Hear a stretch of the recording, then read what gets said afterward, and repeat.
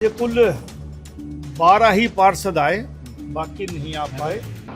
और जब 4-5 महीना पहले मेयर का चुनाव और पार्षदों का चुनाव हुआ तो मेयर के चुनाव में भारतीय जनता पार्टी मानेसर नगर निगम का चुनाव हार गई।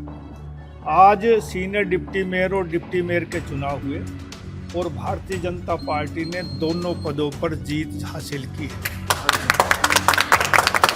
Parveen Yadav senior deputy mayor ward number 12 गांव मानेसर से निर्विरोध निर्वाचित हुए और रीमा दीपक चौहान वार्ड नंबर 2 हरसरू गांव से निर्विरोध डिप्टी मेयर के लिए चुनी गई।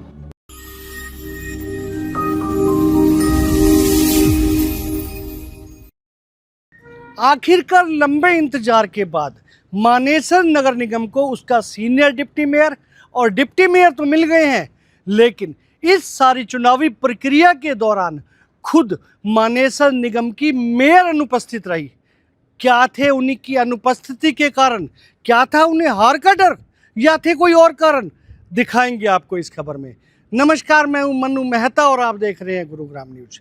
आखिरकार लंबे समय के बाद मानेसर नगर निगम का चुनाव ड्रामेटिक अंदाज में संपन्न हो ही गया और इस चुनाव में मानेसर के वार्ड नंबर 12 से Parveen Yadav senior deputy mayor चुने गए हैं, जबकि वार्ड नंबर 2 से रीमा चौहान डिप्टी मेयर चुनी गई हैं। इस पूरी प्रक्रिया के दौरान खुद मानेसर की मेयर 8 अन्य सदस्यों के साथ अनुपस्थित दिखाई दी।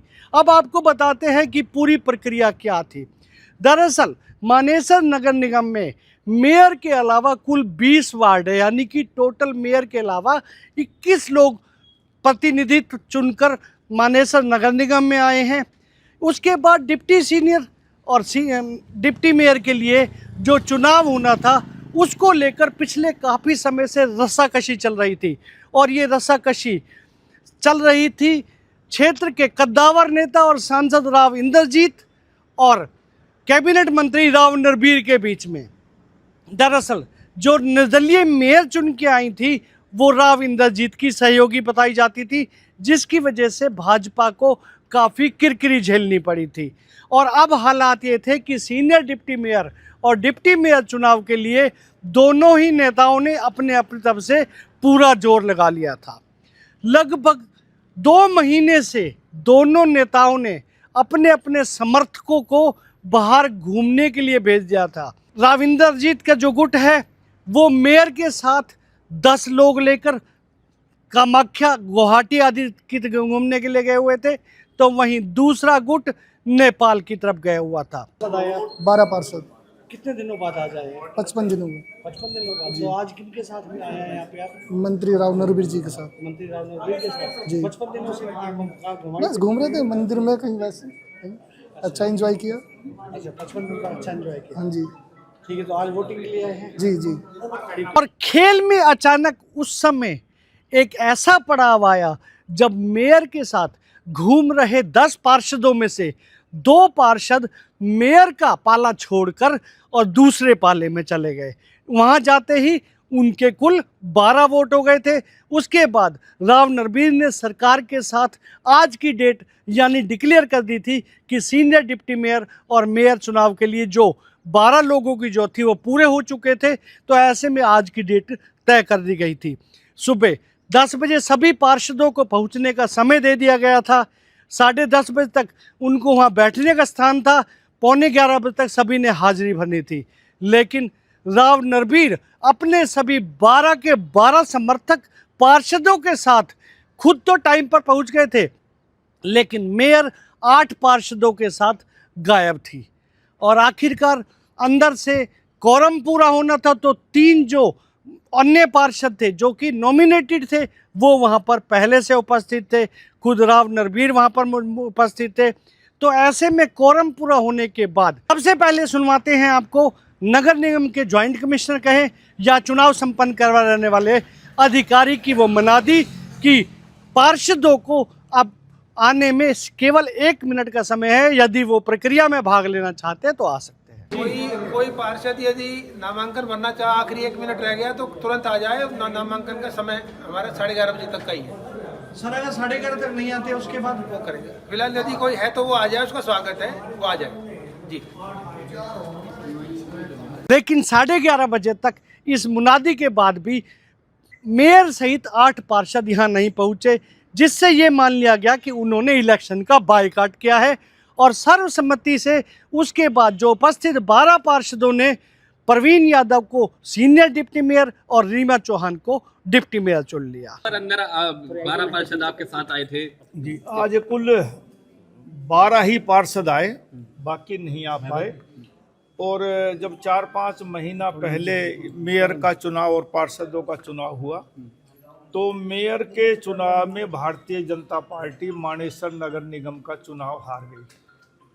आज सीनियर डिप्टी मेयर और डिप्टी मेयर के चुनाव हुए और भारतीय जनता पार्टी ने दोनों पदों पर जीत हासिल की है। Praveen Yadav senior deputy mayor ward number 12 गांव मानेसर से निर्विरोध निर्वाचित हुए हैं।